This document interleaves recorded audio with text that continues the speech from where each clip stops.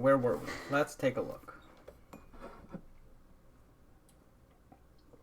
Next one. Right people for right roles.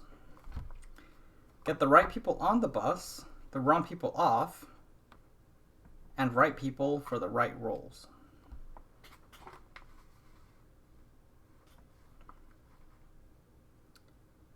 Place yourself in the right role for you.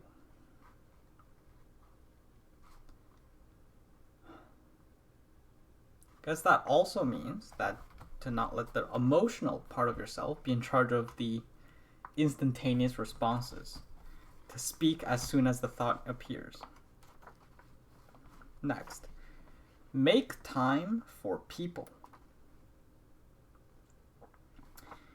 With people, slow is fast and fast is slow. Healthy relationships between people are your biggest asset. Take the time to slow down and connect. Do it with yourself too.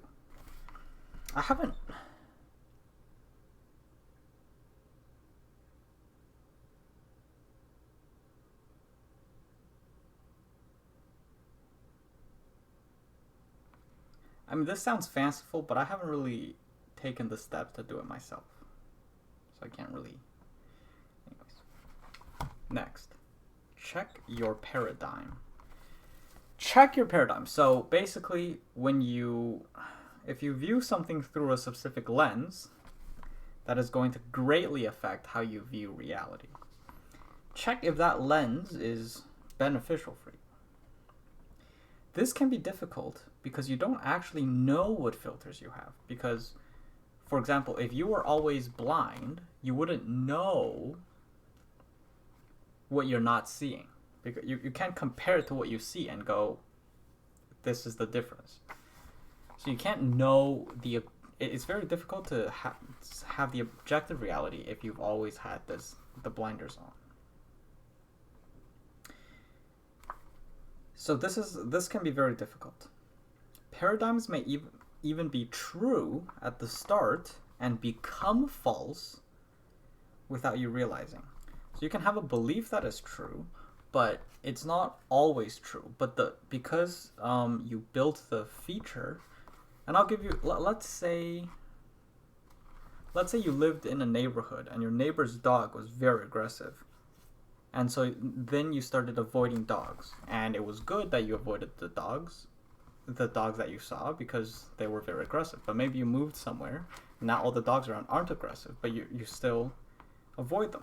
And in this case, it's harmless because if you avoid them, you don't really lose out on anything. But in other examples, it may not be the case. Maybe reality changes. For example, maybe BlackBerry's paradigm, which is that people want a keyboard on a physical keyboard and they don't want a touch screen.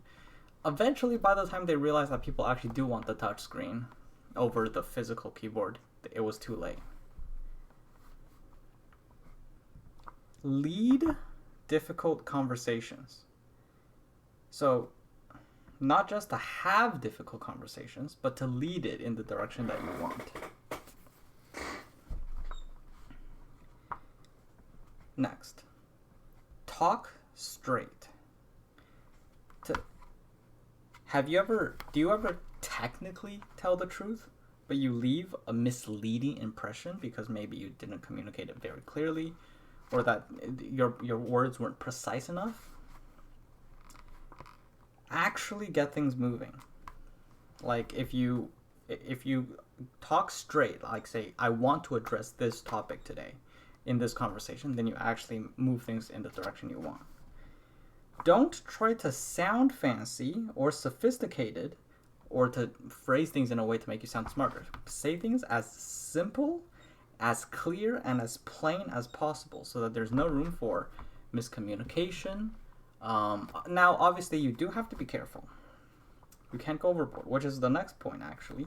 Next point is balance between courage and consideration. So you can say that you have courage to always say what's on your mind, but you also have to consider other people, or else it won't actually be effective. So if you are always blunt and harsh, within a way that doesn't accomplish your goals, then you can just make things worse. For example, if you just walk into the office, you say, I think you're fat, I think you're ugly. Like, that's not really effective. So you have to balance it. For example, go to someone that you've been talking to recently and go, do you have 20 minutes? I would like to... And then he's like, yeah, sure, what do you want to talk about? And you say, maybe, recently I feel like maybe our ability to communicate has been not very clear, concise. I want to talk about what it is that you've been how you felt in our previous conversation, something like that.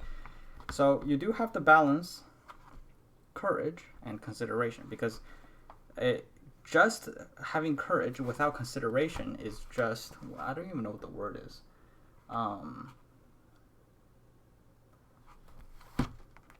At that point, that's not courage anymore. That's just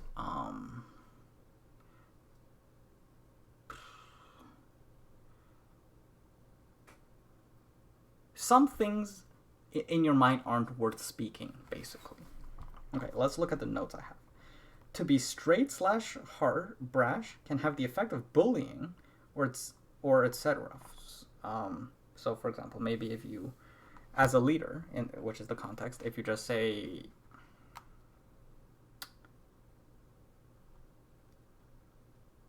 I need this done by this day, without letting them say what their expected duration is, what the expected time that requires is, and what they may require, or things like that. And then, or if you say,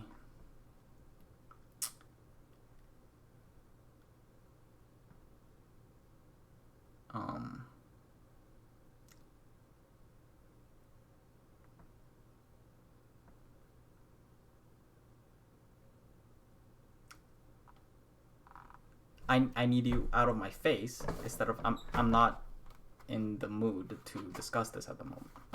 Yeah. Generally, your displayed balance of the two may be what you want others to communicate to you with. This is also possible, which may not be the most effective.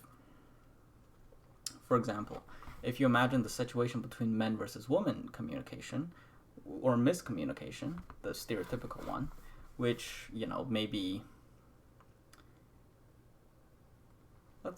I'll use this example I found in a different book. Let's say the woman says, do you want to stop by for a sandwich at some sandwich place?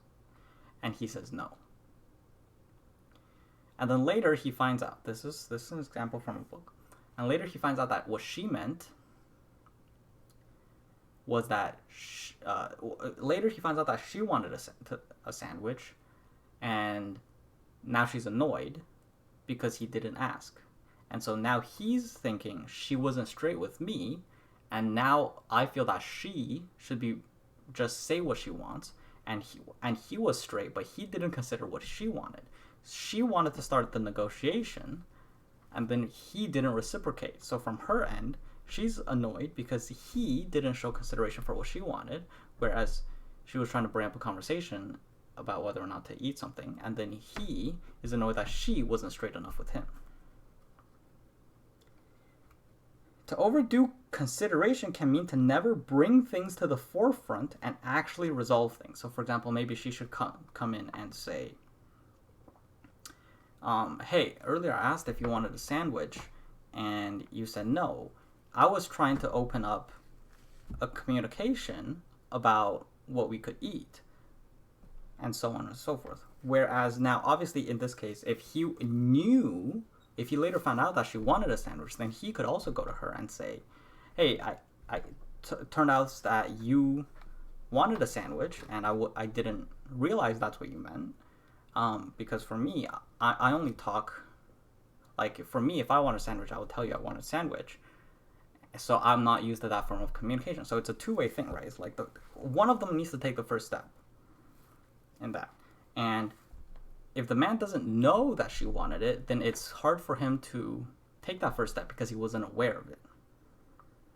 And there's also cases where the woman's not aware of what the man is trying to say, maybe, and then it's hard for her to take the first step too.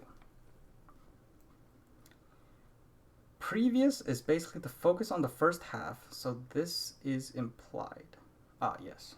So the talk straight, the lead difficult conversations, is focusing on the courage part, and now it's to focus on the consideration part, which is this section. Okay, gonna keep it short today and call it a day.